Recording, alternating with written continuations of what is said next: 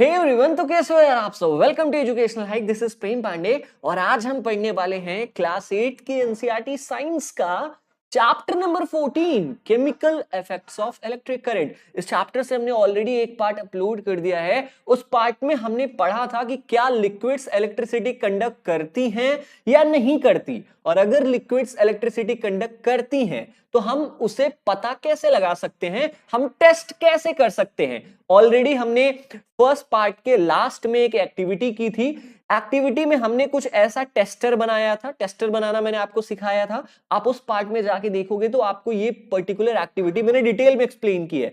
हमने टेस्टर बनाया था और इस एक्टिविटी में हमने इस टेस्टर को टेस्ट करने के लिए अलग अलग लिक्विड्स रखे। जैसे हमने क्या क्या रखे थे, हमने टैप वाटर, जो हमारा नॉर्मल टंकी का पानी आता है, हमने उसको टेस्ट किया था कि क्या उसमें इलेक्ट्रिसिटी आती है या नहीं आती। हमने वेजिटेबल ऑयल, जो हमारे घरों में कुकिंग ऑयल होते हैं ना, उसको भी मैंने यहां पर रख के चेक कराया था कि क्या ये इलेक्ट्रिसिटी कंडक्ट करती है या नहीं करती है। तो ऐसे ही हमने अलग अलग लिक्विड्स लिया था, जैसे हमने मिल्क लिया था, हनी लिया था। अब हमने एक्टिविटी तो यहां पर कर लिया था फर्स्ट पार्ट में, लेकिन सेकेंड पार्ट के स्टार्टिंग में हम उस एक्टिविटी का रिजल्ट जानेंगे कि कौन सी लिक्विड इलेक्ट्रिसिटी कंडक्ट करती है और कौन सी लिक्विड इलेक्ट्रिसिटी कंडक्ट नहीं करती। इस टेबल 14.1 में हम यही पढ़ेंगे। यहां पर कुछ लिक्विड्स दी गई है, जैसे लेमन जूस, नींबू का रस, विनेगर सिरका हो गया, टैप वाटर हो गया हमारा नॉर्मल जो टैंक का पानी आता है हमारे टैप में, वेजिटेबल ऑयल कुकिंग ऑयल जिसे हम कहते हैं, मिल्क मतलब दूध हो गया, और हनी मतलब शहद हो गया। हम इन लिक्विड्स को ऑलरेडी अपनी लास्ट एक्टिविटी में टेस्ट कर चुके हैं। अब हमें यहां बताना है कि ये गुड कंडक्टर ऑफ इलेक्ट्रिसिटी हैं या बैड कंडक्टर ऑफ इलेक्ट्रिसिटी हैं। चलो एक बात और मैं आपको बता दूं यार, कि जब भी कोई लिक्विड अपने थ्रू इलेक्ट्रिसिटी कंडक्ट करेगी, मतलब यहां से इलेक्ट्रिसिटी आई, ठीक है, और इस लिक्विड से होते हुए इधर आ गई, तो ये जो आपको निडल, ये जो सुई दिख रही है ना, ये सुई डिफ्लेक्ट होगी। डिफ्लेक्ट होगी मतलब कभी इधर जाएगी कभी इधर जाएगी। इससे ये पता चलता है कि हां, इस लिक्विड से इलेक्ट्रिसिटी इसमें आ रही है। समझ गए। और जिस बार ये जो निडल है, ये जो सुई है, वो इधर उधर नहीं होगी, मतलब ये जो लिक्विड है ये इलेक्ट्रिसिटी कंडक्ट नहीं करता। तो चलो हम देखेंगे, यहां पर अलग अलग लिक्विड्स दिया गया है। जैसे लेमन जूस, लेमन जूस का मतलब होता है नींबू का रस। क्या नींबू का रस गुड कंडक्टर है या पुअर कंडक्टर है? यहां पर ऑलरेडी दिया गया है कि नींबू का रस गुड कंडक्टर है। क्यों है? क्योंकि नींबू के रस में, लेमन जूस में होता है सिट्रिक एसिड। सिट्रिक एसिड क्या होता है भैया? संतरों में सिट्रिक एसिड होता है। जितने भी खट्टे चीज होते हैं ना, उसमें सिट्रिक एसिड होता है। एसिड जहां पर भी पाया जाए, समझ लो गुड कंडक्टर ऑफ इलेक्ट्रिसिटी है। समझ लो गुड कंडक्टर ऑफ इलेक्ट्रिसिटी है। जैसे लेमन जूस में क्या पाया गया है? Citric acid. एसिड है मतलब गुड कंडक्टर ऑफ इलेक्ट्रिसिटी है। समझ गए। अब देखो, अब अगर कोई भी लिक्विड, जैसे जो ये नींबू का रस है, अपने थ्रू अगर इलेक्ट्रिसिटी को पास होने देता है, तो क्या सुई इधर उधर करेगी? हमने यहां पर क्या पढ़ा था? हमने कहा था ना, जैसे ही इस लिक्विड से इलेक्ट्रिसिटी पास आउट हो जाएगी, ये जो निडल है वो डिफ्लेक्ट करेगा, कभी इधर जाएगा कभी इधर जाएगा। मतलब ये लिक्विड क्या है? कंडक्टिंग लिक्विड है। ये लिक्विड अपने थ्रू इलेक्ट्रिसिटी को पास कराने दे रहा है। समझ गए। तो सबसे पहला हमारा क्या था? Lemon juice. Lemon juice good conductor है और इसी के लिए जो सुई है वो डिफ्लेक्ट किया। यस करेंगे हम यहां पर, ठीक है। विनेगर, सिरका, सिरके के अंदर कौन सी एसिड होती है? Acetic acid. कौन सी एसिड? Acetic acid. अब भाई यहां पर भी एसिड है, तो इसलिए ये भी गुड कंडक्टर ऑफ इलेक्ट्रिसिटी है। और यहां पर भी जो निडल है, जो सुई है कंपस की, वो डिफ्लेक्ट करेगी, मतलब इधर उधर करेगी। समझ गए। टैप वाटर का मतलब क्या हो गया? जो हमारे घरों में पानी आता है ना टोटी से, टैप से, वो होता है टैप वाटर। अब tap water good conductor of electricity है या बैड कंडक्टर ऑफ इलेक्ट्रिसिटी है? पहले आप ये जान लो, अगर कोई भी सब्सटेंस गुड कंडक्टर होगी इलेक्ट्रिसिटी का, तो वो या तो एसिड होगा या तो उसके अंदर सॉल्ट होगा। समझ गए। चलो अब हम आगे पढ़ेंगे। टैप वाटर, टैप वाटर में ऑलरेडी एक सॉल्ट होता है, उस सॉल्ट को हम कहते हैं calcium, sorry calcium and magnesium. Yes, calcium and magnesium दोनों सॉल्ट टैप वाटर में मौजूद होते हैं, और इसी के लिए सॉल्ट की मौजूदगी की वजह से ये tap water good conductor of electricity है। और अगर गुड कंडक्टर ऑफ इलेक्ट्रिसिटी है तो निडल जो सुई है वो डिफ्लेक्ट करेगी। समझ गए। वेजिटेबल ऑयल जो हम घरों में खाना बनाने के लिए तेल का यूज करते हैं, वो कैसा कंडक्टर है? तो भाई वो पुअर कंडक्टर ऑफ इलेक्ट्रिसिटी है। और क्यों? क्योंकि कुकिंग ऑयल में कोई भी आयंस नहीं होते हैं, कोई भी चार्ज्ड पार्टिकल्स नहीं होते हैं, इसलिए कुकिंग ऑयल इलेक्ट्रिसिटी को कंडक्ट नहीं करता। मिल्क, दूध, एसिड होता है इसमें। जल्दी बताओ कौन सा एसिड होता है मिल्क में? Lactic acid, LACTIC, lactic acid होता है। और जब एसिड है तो भाई गुड कंडक्टर ऑफ इलेक्ट्रिसिटी है। ठीक है। और इसलिए जो निडल है कंपास की, जो सुई है कंपास की, जो हमें कंपास दिखा रहा है कि इलेक्ट्रिसिटी आ रही है या नहीं आ रही है, तो वो यस हो जाएगा। कैसे? क्योंकि सुई डिफ्लेक्ट करेगी। ठीक है। चलो, हनी, हनी का मतलब होता है भैया शहद, और शहद एक शुगर का कोई सोल्यूशन है। शुगर सोल्यूशन ही तो है ना हनी। हनी क्या है? हनी का मतलब शहद, मीठा लगता है, मतलब ये शुगर का सोल्यूशन है। और शुगर के सोल्यूशन में आयंस, साल्ट जैसी चीजें मौजूद नहीं होती हैं, और इसी के लिए ये पुअर कंडक्टर ऑफ इलेक्ट्रिसिटी कहलाता है, और सुई भी डिफ्लेक्ट नहीं करेगी। समझ गए। आगे हम बढ़ेंगे कि from table 14.1 we find that some liquids are good conductor of electricity and some are poor conductor of electricity. हमने इस टेबल में ये जाना कि कुछ लिक्विड्स जैसे लेमन जूस हो गया, विनेगर हो गया, टैप वाटर हो गया, ये क्या हो गए? ये गुड कंडक्टर ऑफ इलेक्ट्रिसिटी होते हैं। और कुछ ऐसे भी होते हैं जैसे वेजिटेबल ऑयल और हनी, ये ऐसे लिक्विड्स हैं जो पुअर कंडक्टर ऑफ इलेक्ट्रिसिटी होते हैं। क्यों होते हैं वो भी हमने जाना।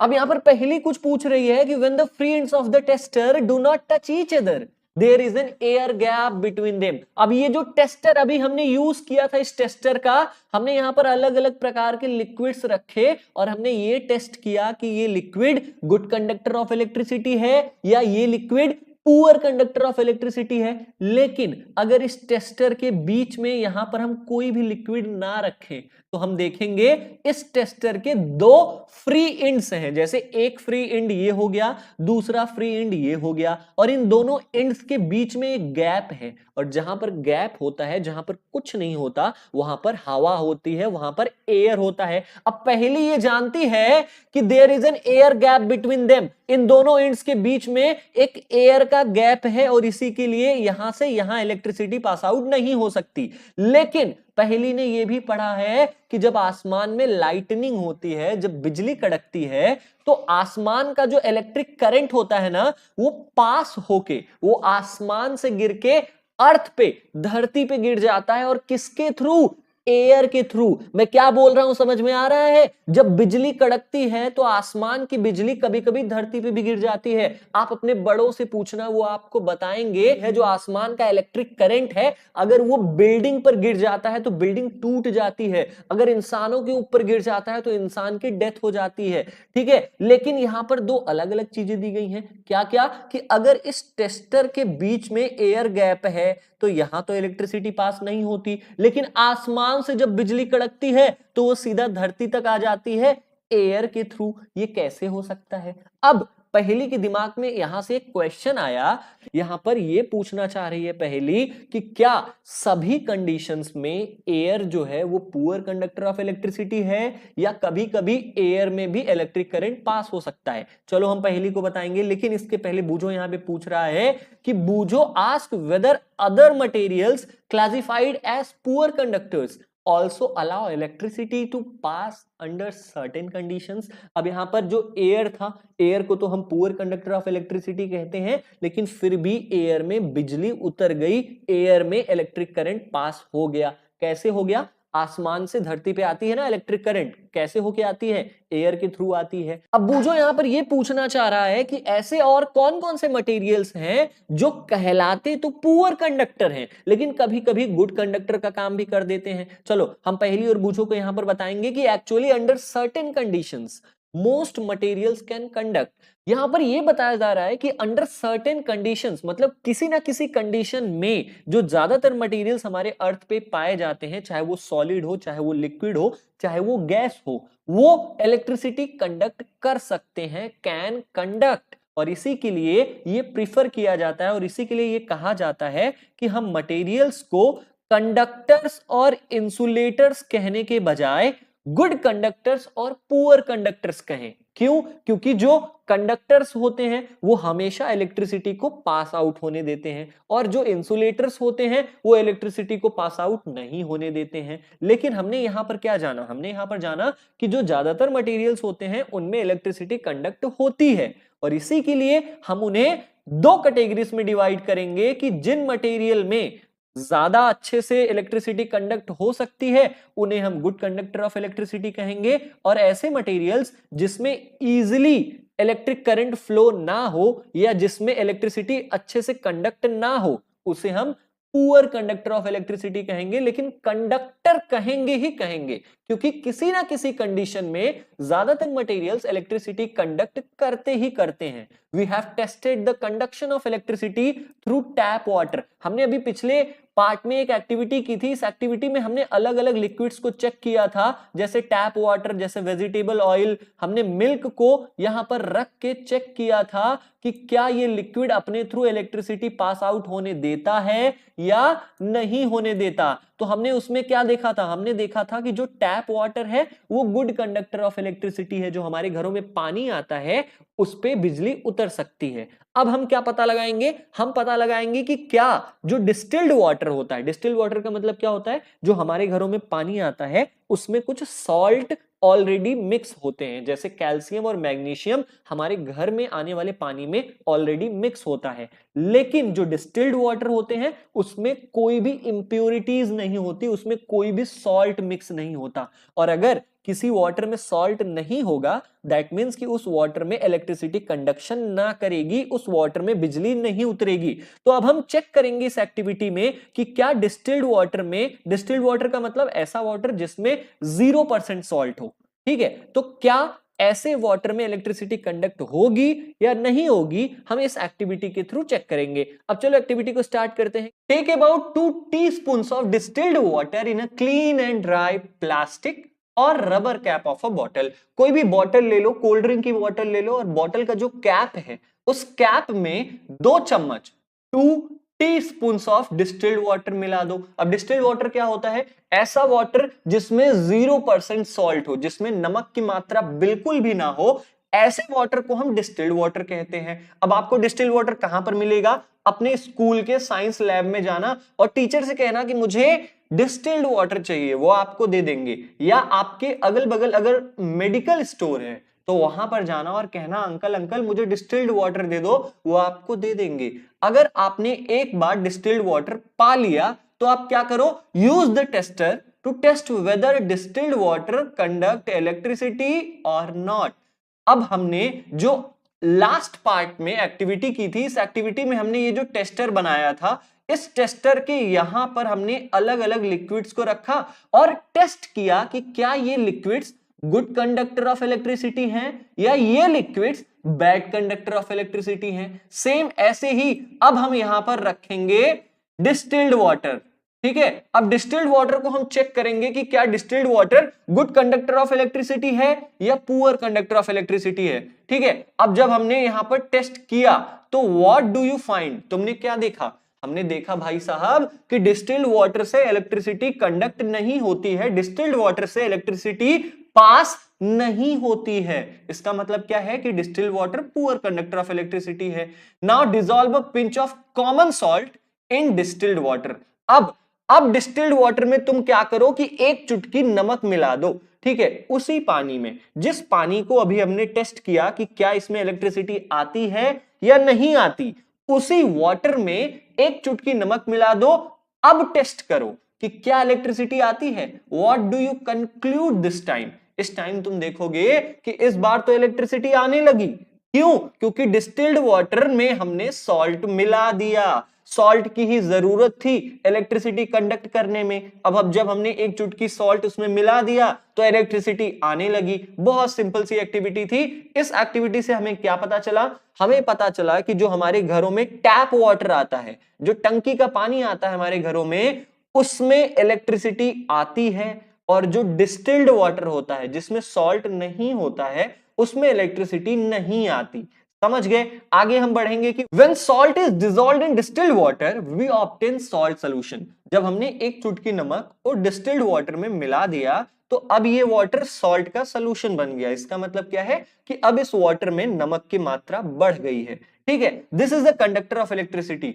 अब जो ये वाटर है ये इलेक्ट्रिसिटी को कंडक्ट करेगा। क्यों करेगा? क्योंकि इलेक्ट्रिसिटी कंडक्ट करने के लिए सॉल्ट की क्वांटिटी होनी चाहिए, थोड़ी सी नमक की मात्रा होनी चाहिए। और जब हमने नमक मिला दिया तो ये जो वाटर है ये इलेक्ट्रिसिटी कंडक्ट करने लगा। आगे चलते हैं कि the water that we get from sources such as taps, hand pumps, wells and ponds is not pure. जो पानी हमारे घरों में आता है जैसे टोटी का पानी हो गया, हैंडपंप का पानी हो गया, कुएं का पानी हो गया, तालाब का पानी जो हमारे घरों में आता है अलग अलग पर्पसेस के लिए, बर्तन धोने के लिए, कपड़े साफ करने के लिए, ये पानी पूरी तरीके से प्योर नहीं होता। क्यों नहीं होता? इट में कंटेन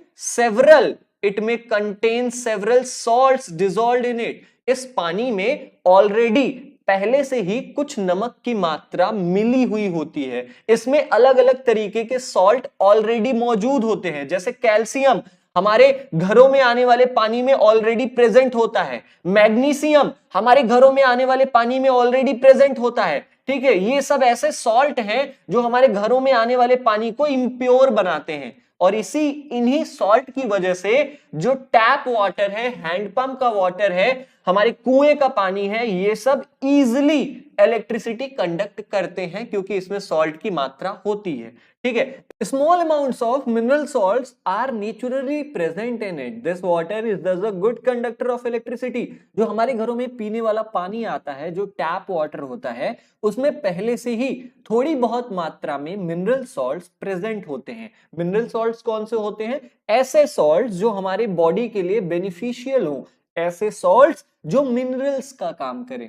ठीक है, तो मिनरल सॉल्ट्स पहले से ही इस पानी में प्रेजेंट होते हैं और इसी की वजह से जो हमारे घरों का टैप वाटर होता है वो गुड कंडक्टर ऑफ इलेक्ट्रिसिटी होता है, क्योंकि जहां पर सॉल्ट है वहां पर इलेक्ट्रिसिटी है। ऑन द अदर हैंड, वहीं पर दूसरी तरफ डिस्टिल्ड वाटर एक ऐसा वाटर होता है जिसमें बिल्कुल भी सॉल्ट्स नहीं होते हैं, जो फ्री ऑफ सॉल्ट होता है, और इसी की वजह से डिस्टिल्ड वाटर एक पुअर कंडक्टर ऑफ इलेक्ट्रिसिटी है। ठीक है, इसमें बिजली नहीं उतरती है। अब यहां पर पहली कुछ बता रही है, हमें बता रही है कि small amount of mineral salts present naturally in water are beneficial for human health. जो हमारे पानी में थोड़ी बहुत मात्रा में मिनरल सॉल्ट्स प्रेजेंट होते हैं, जो हमारे पीने वाले पानी में थोड़ी बहुत मिनरल सॉल्ट्स प्रेजेंट होते हैं, ये मिनरल सॉल्ट्स हमारे बॉडी के लिए काफी बेनिफिशियल होते हैं, काफी लाभकारी होते हैं। और इसी वजह से, इन्हीं सॉल्ट की वजह से जो ये वाटर होता है, जो हमारे घरों में पीने वाला पानी आता है, वो गुड कंडक्टर ऑफ इलेक्ट्रिसिटी कहलाता है। So we should never handle electrical appliances with wet hands. और इसी के लिए हमारे घर के बड़े कहते हैं कि हमें किसी भी इलेक्ट्रिकल अप्लायंसेस को, किसी भी विद्युतीय चीजों को अपने गीले हाथों से नहीं टच करना चाहिए। या अगर हम किसी गीले फर्श पर, किसी वेट फ्लोर पर खड़े हैं, तो उस फ्लोर पर खड़े होके हमें किसी फैन का स्विच ऑन नहीं करना चाहिए, हमें टीवी का प्लग नहीं लगाना चाहिए, या हमें किसी भी इलेक्ट्रिकल चीजों को टच नहीं करना चाहिए। हमें बिजली के झटके भी लग सकते हैं। ठीक है, we have found that common salt when dissolved in distilled water makes it a good conductor। हमने ये देखा, हमने अभी जो इसके पहले वाली एक्टिविटी की थी उसमें हमने डिस्टिल्ड वाटर में जैसे ही एक चुटकी नमक मिलाया, ये distilled water good conductor of electricity बन गया। इस डिस्टिल्ड वाटर से इलेक्ट्रिसिटी पास आउट होने लगी। What are the other substances? यहां पर सबसे जानने वाली बात तो यह है कि और कौन से ऐसे सब्सटेंसेस हैं जिन्हें अगर डिस्टिल्ड वाटर में मिला दिया जाए तो हमारा डिस्टिल्ड वाटर गुड कंडक्टर बन सकता है। मतलब नमक के अलावा और कौन कौन सी ऐसी चीजें हैं जिसे अगर हम डिस्टिल्ड वाटर में मिक्स कर दें, मिला दें, तो वो हमारा water good conductor of electricity बन जाए। चलो पता करते हैं। अब आपको यहां पर चेतावनी दी जा रही है, caution, do the next activity under the supervision of your teacher parent और सम एल्डरली पर्सन। जो अगली एक्टिविटी है एक्टिविटी नंबर 14.5, इस एक्टिविटी को अपने किसी टीचर, पेरेंट या अपने घर के किसी भी बड़े इंसान की देख रेख में करना। क्यों? Because the use of acid is involve in it, क्योंकि इस एक्टिविटी में एसिड का यूज किया गया है और एसिड आपके लिए डेंजरस हो सकता है, एसिड आपकी स्किन को भी जला सकता है। अब हम डायरेक्टली इस एक्टिविटी को करेंगे। Activity number 14.5, take 3 clean plastic और रबर कैप्स ऑफ बॉटल्स। आपको करना क्या है, आपके घर में जो प्लास्टिक के बॉटल्स आते हैं, चाहे वो कोल्ड ड्रिंक के बॉटल्स हो गए, चाहे वो बिस्लेरी के बॉटल्स हो गए, उन बॉटल्स के कैप्स आपको चाहिए। आपको इस एक्टिविटी करने के लिए कम से कम 3 कैप्स चाहिए, 3 ढक्कन चाहिए। अब आपको 3 कैप्स अगर मिल गए हैं तो करना क्या है, आपको pour about 2 teaspoons of distilled water in each of them. आपको उन तीनों कैप्स में 2-2 ढक्कन डिस्टिल्ड वाटर रख देना है। डिस्टिल्ड वाटर कहां मिलेगा आपको? आपके साइंस लैब में मिल जाएगा या आप किसी भी मेडिकल स्टोर में जाके डिस्टिल्ड वाटर पा सकते हो, खरीद सकते हो।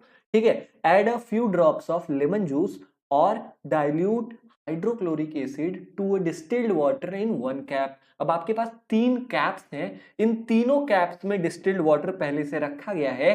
आपको पहले वाले कैप में कुछ नींबू के रस की बूंदें मिला देनी है, कुछ लेमन जूस के फ्यू ड्रॉप्स आपको पहले वाले कैप में मिक्स कर देना है। अगर आपके पास लेमन जूस नहीं है तो आप क्या कर सकते हो, आप डाइल्यूट हाइड्रोक्लोरिक एसिड का भी यूज कर सकते हो पहले वाले कैप में। ठीक है। अब दूसरे वाले कैप में आपको क्या करना है, बेस मिलाना है।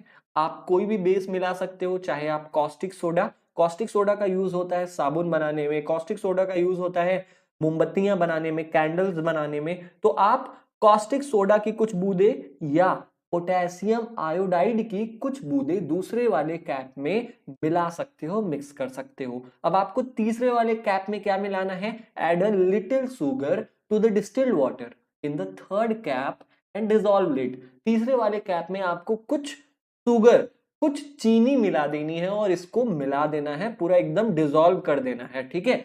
अब हमारे पास 3 टाइप के अलग अलग लिक्विड्स हैं। पहला लिक्विड हमारा एसिड का सॉल्यूशन है, दूसरा लिक्विड हमारा बेस का सॉल्यूशन है और तीसरा लिक्विड हमारा शुगर का सॉल्यूशन है। अब हम इन तीनों लिक्विड्स को चेक करेंगे टेस्टर का यूज करके कि क्या इन लिक्विड्स में इलेक्ट्रिसिटी आती है या नहीं आती। जब तुम इन टेस्ट को करोगे ना तो तुम देखोगे कि जो एसिड का सॉल्यूशन है इसमें भी इलेक्ट्रिसिटी आती है और ये जो बेस का सॉल्यूशन है इसमें भी इलेक्ट्रिसिटी आती है, लेकिन इस शुगर सॉल्यूशन में इलेक्ट्रिसिटी नहीं आती है।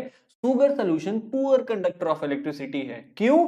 क्योंकि यहां पर सीधा सीधा दिया गया है कि most liquids that conduct electricity are solutions of acids, bases and salts. यहां पर डायरेक्टली ये कहा गया है कि ज्यादातर लिक्विड्स जो इलेक्ट्रिसिटी कंडक्ट करते हैं, मोस्ट लिक्विड्स जो गुड कंडक्टर ऑफ इलेक्ट्रिसिटी होते हैं, वो या तो एसिड के सॉल्यूशन होते हैं, वो या तो बेस के सॉल्यूशन होते हैं, वो या तो सॉल्ट के सॉल्यूशन होते हैं, वो शुगर के सॉल्यूशन नहीं होते हैं। और इसी वजह से जिस कैप में हमने शुगर मिक्स किया है उस कैप के डिस्टिल्ड वाटर में इलेक्ट्रिसिटी कंडक्ट नहीं होगी। When an electric current flows through a conducting solution does it produce an effect on the solution। अब हमने यहां पर देख लिया कि कौन से लिक्विड्स में इलेक्ट्रिसिटी आ सकती है। अब जब एक बार किसी भी लिक्विड में, चाहे एसिड का सॉल्यूशन हो गया, जैसे डिस्टिल्ड वाटर में हमने कुछ बूंदे नींबू का रस मिला दिया तो ये लिक्विड में इलेक्ट्रिसिटी आने लगी। ठीक है। अब जब इस लिक्विड में इलेक्ट्रिसिटी पास होती है तो इस लिक्विड में कुछ केमिकल रिएक्शन होते हैं और उन केमिकल रिएक्शन से बहुत सारे इफेक्ट्स, बहुत सारे फर्क पड़ते हैं उस लिक्विड पे। तो चलो उन्हीं इफेक्ट्स के बारे में हम नेक्स्ट वाले topic chemical effects of electric current में पढ़ेंगे। चलो स्टार्ट करते हैं। हमारा नेक्स्ट टॉपिक आता है topic number 14.2 chemical effects of electric current. इस टॉपिक में हम क्या पढ़ेंगे, इस टॉपिक में हम पढ़ेंगे कि अगर किसी भी लिक्विड से इलेक्ट्रिसिटी पास आउट होती है तो उस लिक्विड में कुछ केमिकल चेंजेस होते हैं और उन्हीं केमिकल चेंजेस का क्या रिजल्ट है, उन केमिकल चेंजेस के क्या इफेक्ट्स, क्या प्रभाव पड़ते हैं उस लिक्विड पे, वही हम इस टॉपिक में पढ़ने वाले हैं। चलो स्टार्ट करते हैं। In class 7th we have learn some effects of electric current. हमने क्लास 7th में इलेक्ट्रिक करंट्स के कुछ इफेक्ट्स के बारे में पढ़ लिया है, जैसे हमने मैग्नेटिक इफेक्ट के बारे में पढ़ा, हमने केमिकल इफेक्ट के बारे में पढ़ा, हमने heating effect of electric current पढ़ा।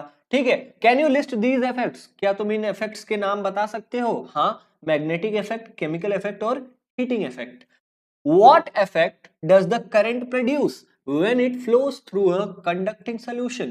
इन तीनों इफेक्ट्स में से कौन सा प्रभाव, कौन सा इफेक्ट पड़ता है अगर किसी भी लिक्विड से कोई इलेक्ट्रिक करंट होके गुजरती है? तो मैं आपको बता दूं, अगर किसी भी लिक्विड से कोई इलेक्ट्रिक करंट पास होती है तो वहां पर केमिकल चेंज होता है। मतलब कौन सा इफेक्ट काम में आएगा?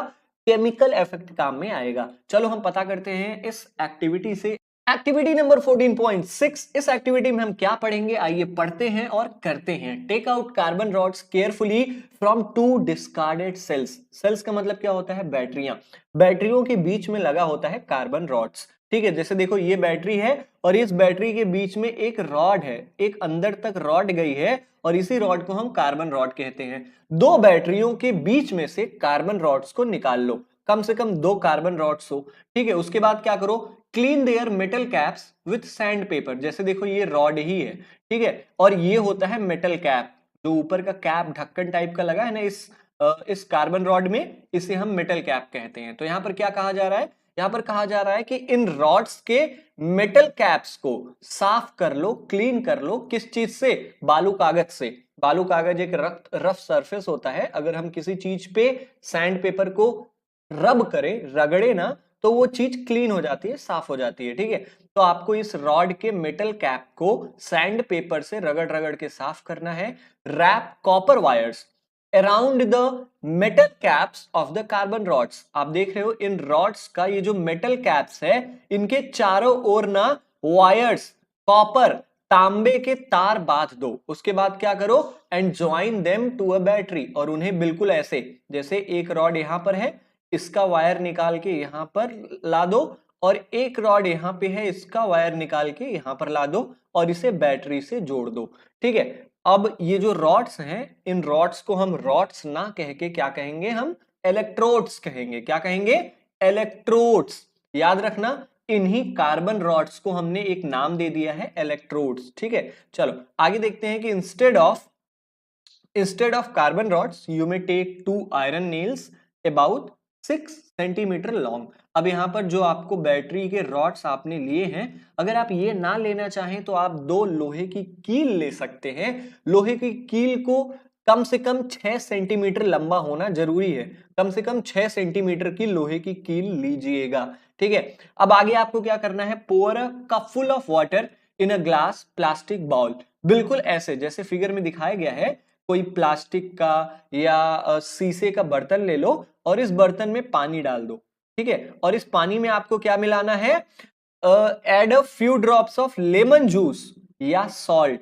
आपको उस पानी में हल्का फुल्का नमक या कुछ बूंदे नींबू का रस मिला देना है, जिससे क्या हो जाए, जिससे ये लिक्विड जो है वो इलेक्ट्रिसिटी कंडक्ट करने लगे। उसके बाद आपको क्या करना है, now immerse the electrodes in this solution. अब आपने जब एक बार एक बर्तन ले लिया, इसमें पानी डाल दिया, पानी में आपने कुछ नमक भी डाल दिया या नींबू का रस डाल दिया, जिससे इस पानी में इलेक्ट्रिसिटी आने लगी। तो अब क्या करना है, जो हमने ये इलेक्ट्रोड बनाया था, यहां पर तार लगाया था, इसको इस लिक्विड में डिप कर दो, इमर्स कर दो। इमर्स का मतलब डुबो दो। Make sure that the metal caps of the carbon rods are outside of water. ध्यान रखना कि वो जो मेटल कैप्स, जो ऊपर के ढक्कन है ना, जहां पर हमने वायर लपेटे हुए हैं, वो पानी के बाहर रहे। वेट फॉर 3-4 मिनट्स, ऐसे ही कम से कम 3-4 मिनट रहने दो, बिल्कुल ऐसे। ठीक है, ऐसे डुबो दो, बैटरी से कनेक्ट कर दो और ऐसे ही 3-4 मिनट छोड़ दो। Observe the electrodes carefully. आपको 3-4 मिनट ऐसे ही रहने देना है। उसके बाद इलेक्ट्रोड्स, जो ये रॉड्स हैं, आप देखो, इनको एकदम केयरफुली देखो और देखो कि क्या हो रहा है। आप क्या देखोगे? Do you notice any gas bubble near the electrodes? तुमने इन रॉड्स के अगल बगल 3-4 मिनट बाद गैस के बबल्स देखे क्या? जैसे अगर पानी उबालते हैं हम तो बबल्स आता है कि नहीं, सेम ऐसे ही तुम देखोगे कि जब हम इस लिक्विड से इलेक्ट्रिक करंट पास कराएंगे तो इस इलेक्ट्रोड्स ये जो कार्बन रॉड्स हैं इनके अगल बगल से बबल्स आने लगेंगे। क्यों? क्योंकि जो ये वाटर है H2O, अब यहाँ का हाइड्रोजन अलग हो गया है और ऑक्सीजन अलग हो गया है। दैट मीन्स कि जो ऑक्सीजन है वो बबल्स के फॉर्म में बाहर निकल जा रहा है और हाइड्रोजन यहीं कहीं पर है। मतलब एक इलेक्ट्रोड पर हाइड्रोजन आके चिपक जाएगा और एक इलेक्ट्रोड पर ऑक्सीजन आके चिपक जाएगा। समझ गए? चलो अब हम आगे चलते हैं। यहाँ पर और कुछ आपसे पूछा जा रहा है। पूछा जा रहा है कि क्या हम इस चेंज को केमिकल चेंज का नाम दे सकते हैं? हाँ बिल्कुल दे सकते हो। क्यों? क्योंकि यहाँ पर कोई नया केमिकल फॉर्म हुआ ना, H2O ब्रेक हो गया और हाइड्रोजन अलग हो गया और ऑक्सीजन अलग हो गया। Recall the definition of chemical change that you learned in class 7। Class 7 में हमने केमिकल चेंज की डिफिनीशन याद की थी। केमिकल चेंज की डिफिनीशन क्या थी? केमिकल चेंजेस ऐसे चेंजेस होते हैं जिसमें कोई न्यू सब्सटेंस फॉर्म हो जाए, कोई नई चीज उत्पत्ति हो जाए, उसे हम केमिकल चेंज कहते हैं। तो यहां पर H2O खत्म होकर हाइड्रोजन और ऑक्सीजन अलग हो गया।